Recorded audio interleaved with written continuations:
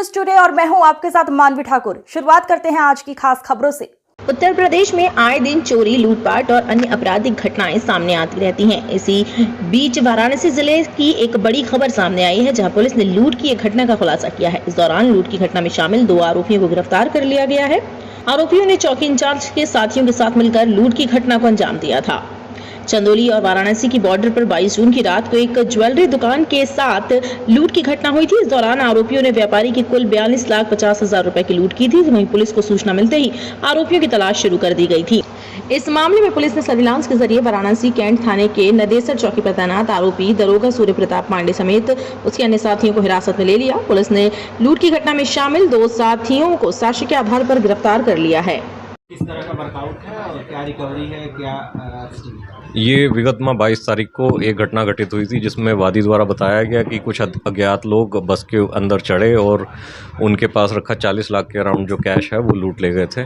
उसी में एक मुकदमा रामनगर थाने में पंजीकृत हुआ और एक special team additional DCP Kashi zone के अंडर में गठित की गई, जिसके द्वारा ये सफल अनावरण किया गया है। इसमें सीसीटीवी फुटेज और सीडीआर कॉल डिटेल रिकॉर्ड्स के बेसिस पे कुछ अभियुक्त के नाम प्रकाश में आए थे, जिसमें 2 अभियुक्त गिरफ्तार कर लिए गए हैं। एक सब इंस्पेक्टर हैं यहाँ पे जो पोस्टेड रहे हैं, उनकी भी भूमिका संदिग्ध आई है। लगातार पूछताछ जारी है। इसमें 3 और अभी अभियुक्त हैं जो फरार चल रहे हैं। अभी इनसे 8 लाख के अराउंड कैश बरामद हुआ है। 2 असले और कुछ जिंदा कारतूस इनसे बरामद हुए हैं। कितने की लूट थी ये, कितने की रॉबरी थी?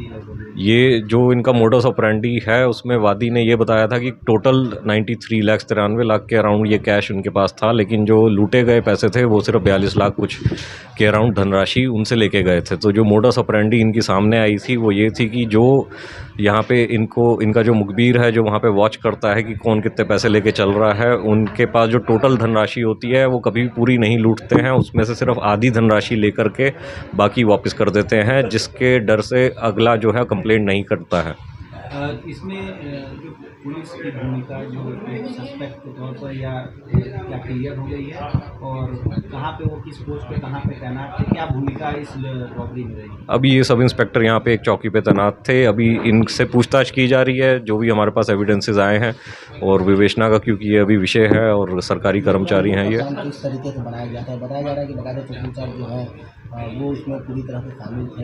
कुछ तो सर आधार होगा उनको जांच में शामिल करने का, या जो एविडेंस हमारे पास प्राप्त हुए हैं, क्योंकि अभी हमें माननीय न्यायालय में ये सबमिट करने होंगे, तो ये पब्लिक डोमेन में हम लोग नहीं दे सकते, क्योंकि इंटरनल डिपार्टमेंटल ये एक इंक्वायरी का भी इशू है। लूट की पूरी साजिश कैसे रची गई थी, किस प्रकार? जैसा मैंने बताया, मोडस ऑपरेंडी ये रहता है कि इनका जो एक आदमी है वो मुखबिर बन के जहाँ पे भी जो व्यवसायी होते हैं उनको वॉच करता है कि कौन कितना कैश पर डे लेके जा रहा है, और उसी में ये लोग उसको किसी रास्ते में जाते वक्त पकड़ने की कोशिश करते हैं। उनसे फिर जो टोटल धनराशि है वो ना लूट करके आधी धनराशि या अराउंड 50% या 60% धनराशि अपने साथ ले जाते हैं।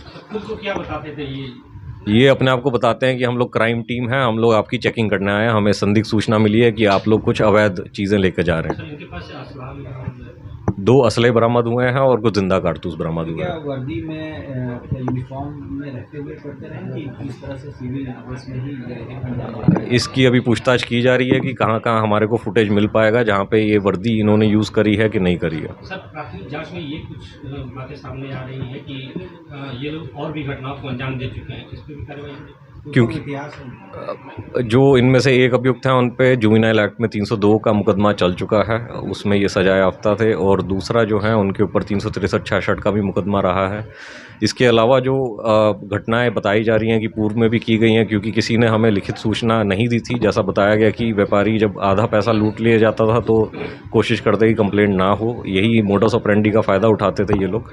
इसलिए हम लोग अभी इसमें जाँच कर रहे हैं कि कहाँ कहाँ ये घटनाएँ की गई हैं। उनके बारे में क्या नाम है, कहाँ पे